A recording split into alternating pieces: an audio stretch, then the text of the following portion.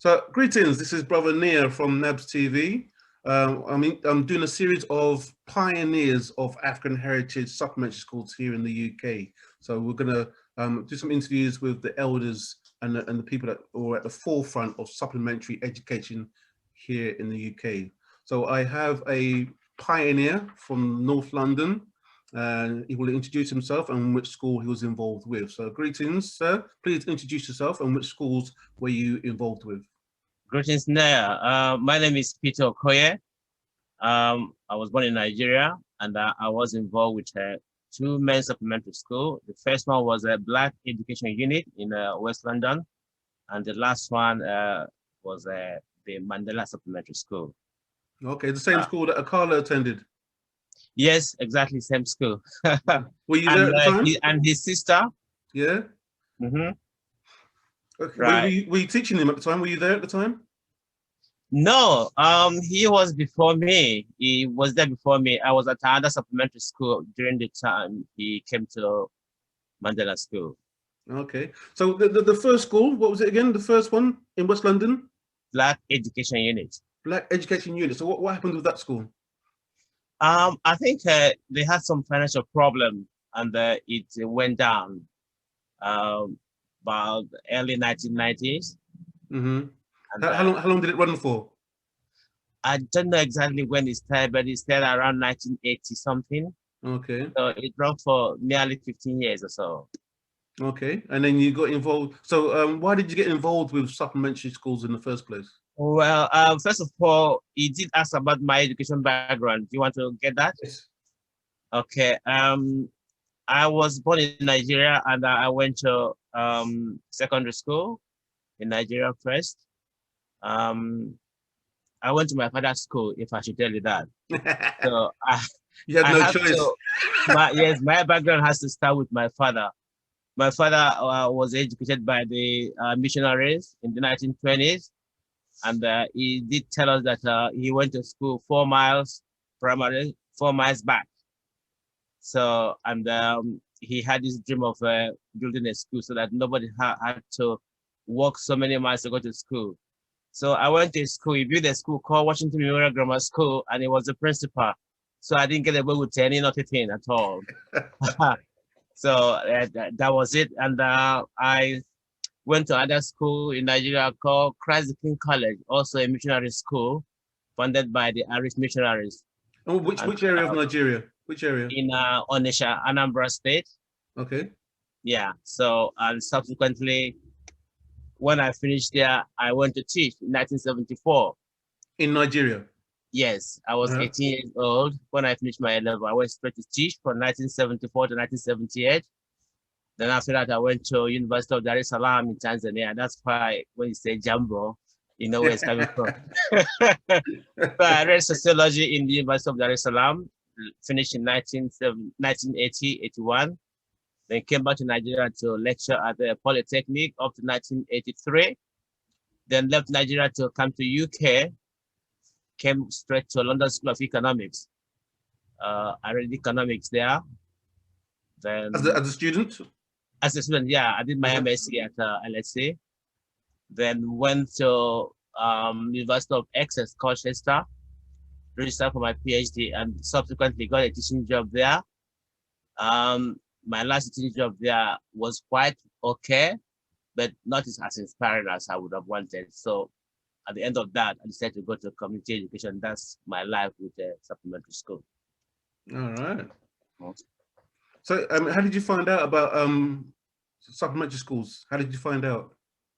Well, once I finished teaching at the university, I started looking at the challenges. I reading some supplements, educational supplements, and I began to see some trend manifesting.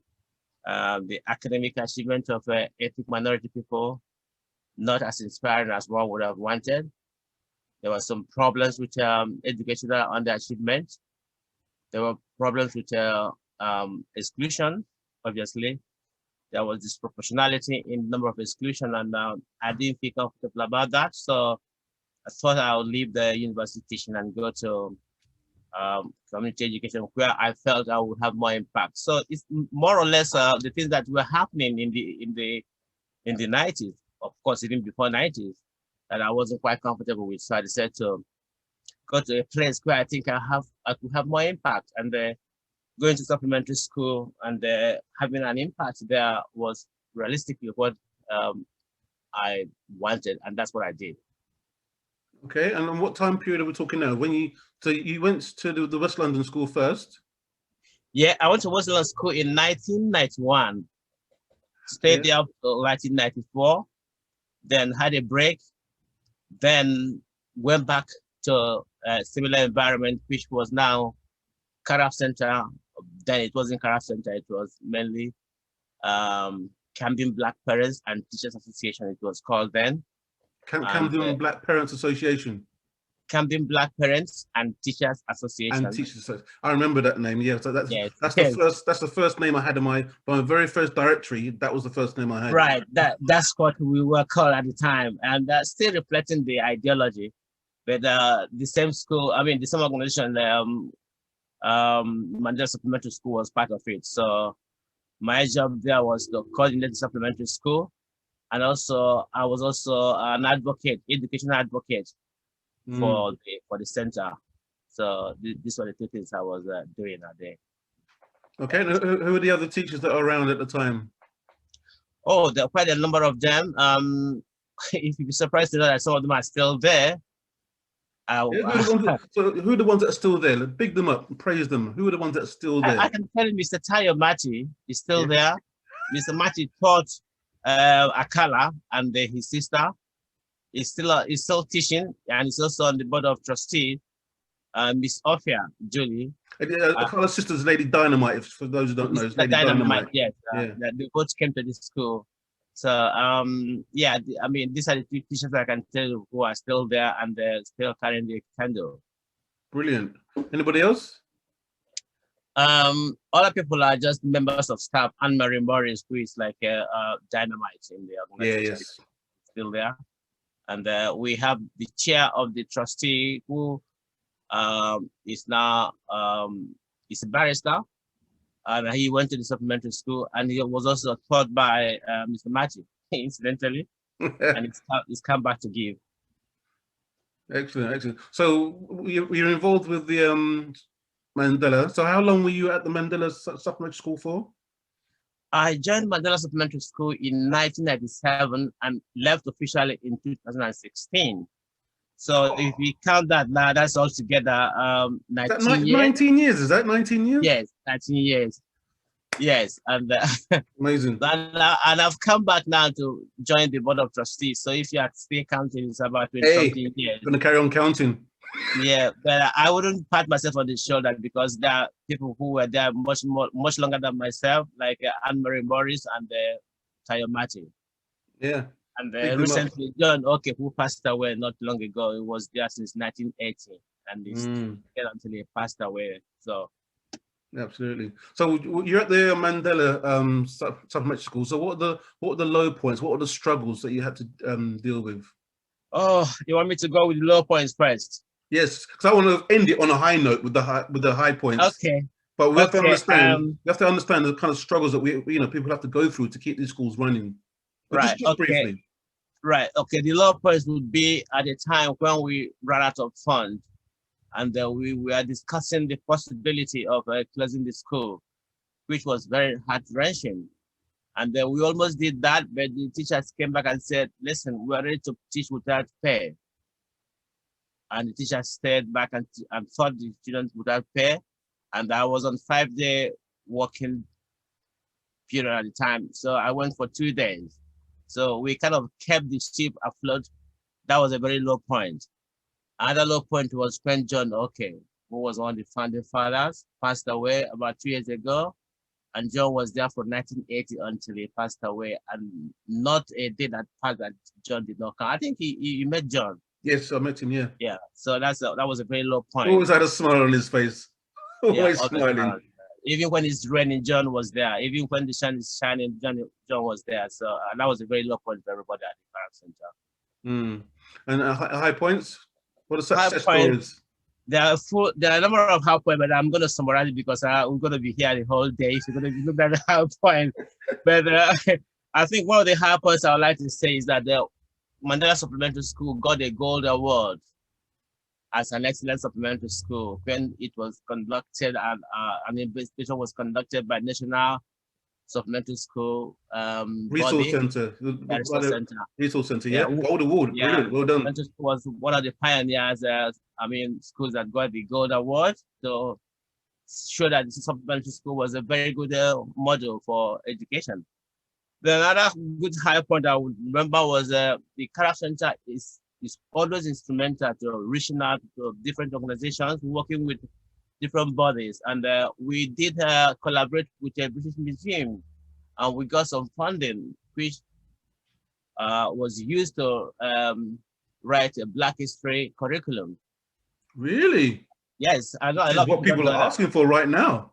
Yes, and the curriculum was for key stage 3 and 4, and they were used in some schools. And it wasn't just collaboration with the British Museum, but we participated in writing the Black history curriculum. So repeat that again. You came up with a Black history curriculum for schools. Yes, British Museum and the Career Center put application for funding to write Black history curriculum, and the funding was approved, and we both wrote the curriculum for Black history to be used for key stage 3 and key stage 4. And it was a very high note, because here we are collaborating with big body like British Museum and writing Black history curriculum with the British Museum. So yeah, amazing. Yeah. What happened to it? Is it still around? Is the document still around? It must be. If get it out. We're looking about 15 years ago. I can find out, and I can put you to exactly where you can find it, because I'll take it and I'll update it and I'll get it out. Yes. Amazing. Okay. Talking about high note, I would like to show you this. Don't know if you can see it. My eyesight can't see it, so tell me. Okay, it's academic achievement of Ghanaians and Nigerian students in Camden. We conducted a research 2000 and I believe it was 2012 to find out why Ghanaians and Nigerians in Camden School consistently were scoring highest GCSE, more than any other ethnic group. And so this is research in Camden to find out why Ghanaian and Nigerian students were high achieving year after year. See, a lot of times these reports are always like reactionary to low achievement, but for you to, this is about finding out why specific students from a specific demographic were high achieving. That's amazing. It is amazing. What was the result of that? I mean, picking the point. Yeah, picking the point on what he said. I spoke to the director of education to say, we always focus on the negative points. Shall we look at what is happening in Camden? Because as an education officer, I had access to the figures. So I said, let's look at what is happening in Camden. And they said, okay, yes, let's look. Look at what's working. What's working. And it's a good report, because the director of education in Camden came and they launched the report. So the Career Center wrote this report. I did the research and did the report, but it was collaboration, and I think it was something that we consider as a high note for Career Center. Another thing I would consider as high note would be the consistency in which we work with the mainstream schools, providing training for mainstream schools. That was my next question. So you've jumped ahead. So yeah. Okay. You worked with mainstream schools. Yeah, go ahead. Yeah, working with the mainstream school, providing training. At the time I was there was high need for African Caribbean governors to serve in schools. And, sorry, say that again? There was a need for governors to serve in school governors. Yes. So we collaborated with Education Authority Camden to provide training at the craft center for minority people to come and find out how they can become governors, not just becoming governors, but becoming effective governors, who can add That's a value. good point. Yes. Effective governors. Not a point just turning up and saying nothing and then going home. I experienced that when I was a governor. You know, some parents would just turn up late, stay for a little while, and then go home early and not say a word. So you have to be effective for a parent governor. It can be intimidating, especially if you're from a working class background. It can be intimidating, but you need to be going there with an aim of actually making a contribution. So yeah, that's very important. Exactly. Because if you don't, then before you know it, you become a kind of a laughing stock without anybody telling you why they are laughing behind you. So yes, it was very successful, and we also thrive in challenging young people to go to university, want to go to the best universities, and we used to have this thing we call reaching out, engaging with university, like University of Cambridge. We took lots of students to University of Cambridge. Do you remember what time? What year was this? Do you remember what year this is? It would be 2004, 2005, and what we used to do, we would arrange to go to university and take all the students, from all the secondary schools in Camden, and we get a coach and bus them there, and they'll have a day at the university, look around, and want to aspire. And one of the things that I think I consider to be high note was that at least one of the girls who came to that university visit eventually had great aspiration, and they decided to go to Cambridge. And she went to Cambridge and studied medicine. And every time I see the parents, we laugh and they say, you made it possible for my child to go to Cambridge. She's not a doctor. So inspiring young ones, challenging them to be able to think positively and engage constructively about what they can achieve. Really in those days, it was literally a no-go area for young people. You know, so university didn't allow young people to go into their premises. So I mean, I think West Side Young Leaders Academy did the same thing. You know, they had to have an outreach program to encourage young people to come in, because it was like a no-go area for young people before. And they suddenly realized that when young people go into a university and see it, they have a awe-inspiring idea of actually wanting to go to that particular university or a university. So yeah, excellent job. Well done. Well done. Yes, thank you. One more thing I could say that was a high point for us is the way parents reacted to exclusion. Because one of the things that I did as an education officer, as my role in the organization, was to challenge exclusion that I tend to be disproportionate and unfair and unreasonable. So going to schools and challenging exclusions and overturning those exclusions and getting the children back to school, which we did in a very consistent level. I mean, a lot of young people were excluded unfairly and not knowing where to go to, with the responsibility of challenging the exclusion, and also challenge some of practices in school that we thought were unreasonable or unfair. We did also challenge school admission policies, and succeeded in getting some children back to the school that the parents wanted them to go to. So these are very high points. And one of the people that we brought back to school eventually decided to go and research child psychology because of the thing that happened to her in school. It gave her the enthusiasm to do better and to understand the child, because she was a child who was not understood, and she was excluded for something that was petty. And so for that reason, when he challenged the school for unfair treatment and made them think back and say, no, oh, this is not right, or this policy has not been fair enough, then it makes the parents have the enthusiasm to want to challenge the school and to support other parents who are going through the same process. So that, I think, was quite a high note for the school.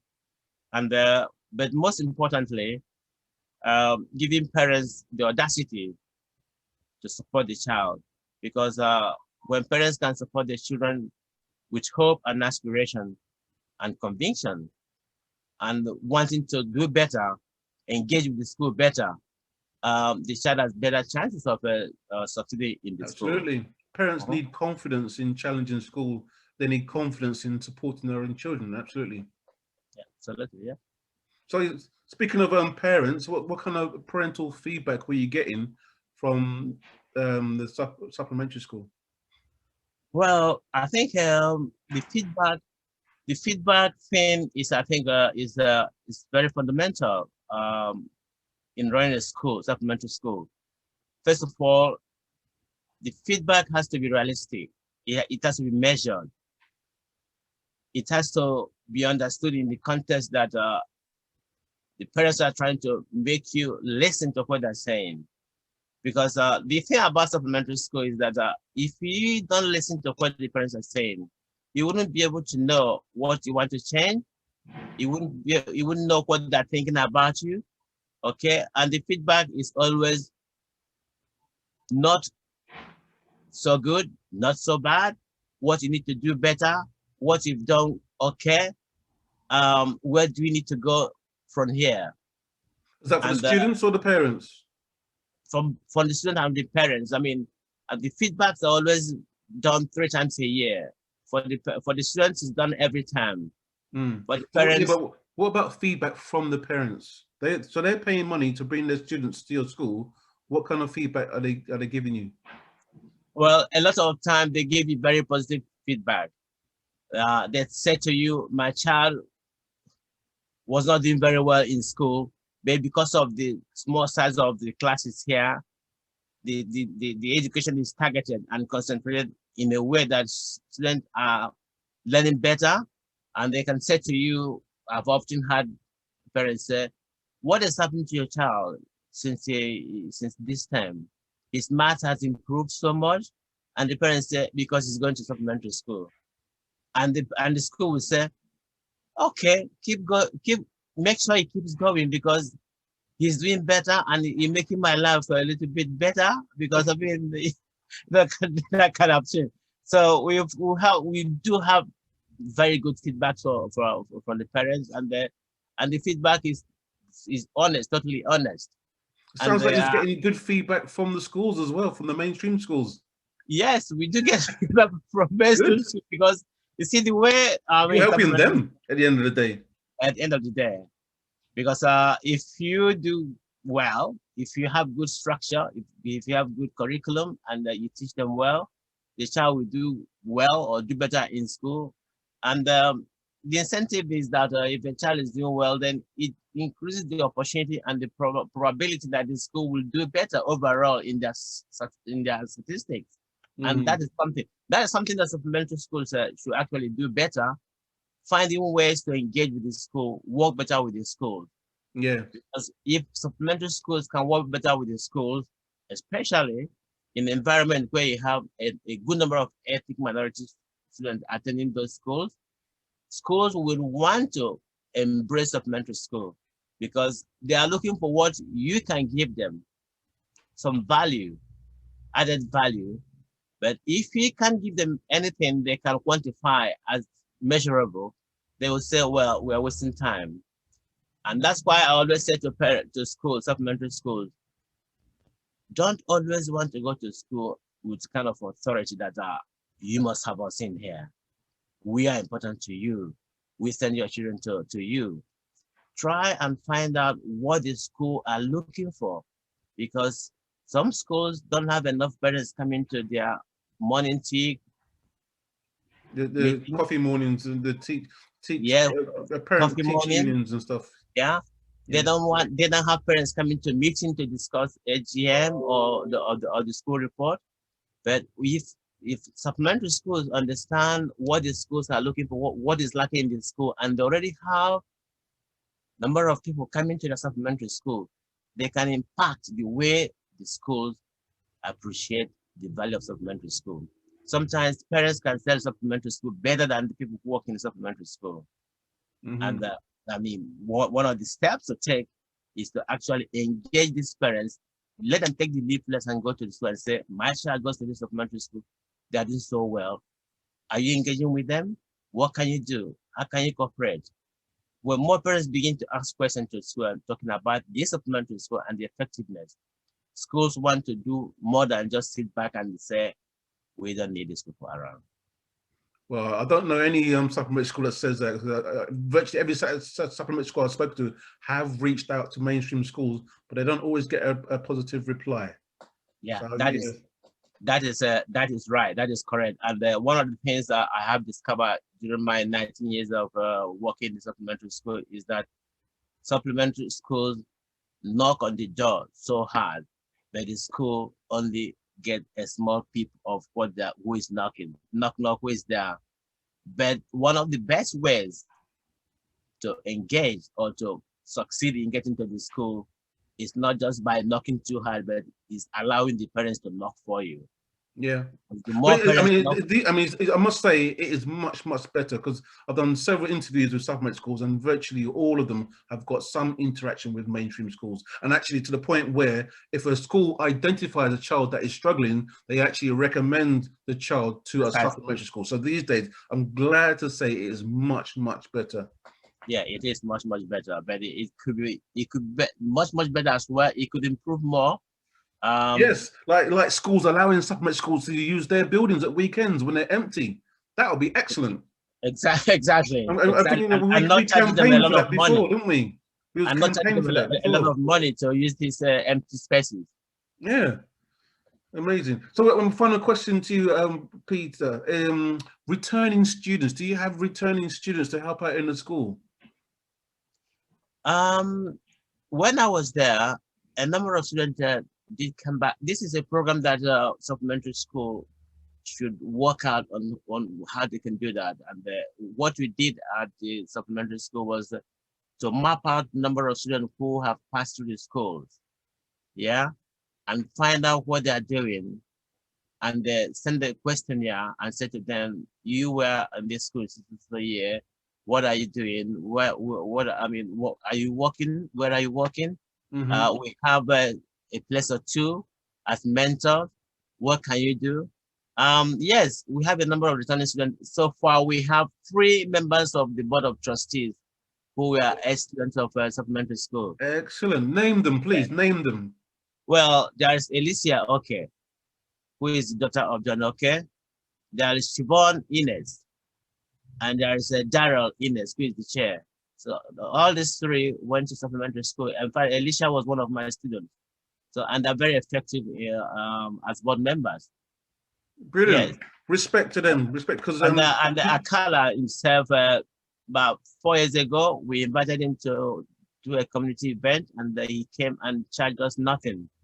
So, yeah, he's more than happy to help. Yeah, and he speaks well about supplementary school, Mandela School, whenever he goes to speak about, one of his speeches. So, and the sister also came back about 10 years ago. Lady Dynamite? Yeah, when she did a program on Nana of the Maroon, BBC documentary on Nana of the Maroon. So, and she came to Karaf Center. That's where she started the program, the TV documentary, and she said to BBC, this was the place I was taught Black history. So I felt that the Black history story of the Jamaican Nana of Maroon should start from the Karaf Center.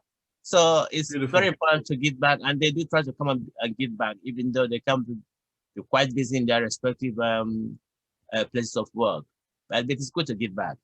It is indeed, and it is hard, because obviously when students grow up and they go to university, they're studying and they've got their own social life and whatever. It is hard, but for any student that does come back and contributes back at the supplementary school that taught them, or any supplementary school, they deserve high praise. And there is an award from NABSS to ex-students, but I do rely on supplementary schools to give me those contacts. So I'll put the word out. When the next time I do a NABSS award, it's available. but schools do need to get in touch, because we need to highlight and praise these young people for actually coming back and supporting. And it's not easy for them. It's not easy for them. So we have to highlight them and praise them highly. Absolutely, absolutely. Because it's never easy to come back or want to come back, because, like you said, they're very committed in their own responsibilities, and thinking of coming back and actually coming back in that practical way is something that we would have to beef up, really. Peter Okoye, thank you very much for your time. Thank you very much for doing what you're doing. Thank you very much for being there for our parents and our children and our community. So thank you very much. And thank you, Nia, for holding the candle, and you're always there like a soldier who is doing battle. And more grace to your elbows, Brother Nia. You're welcome. Take care, brother. Pleasure.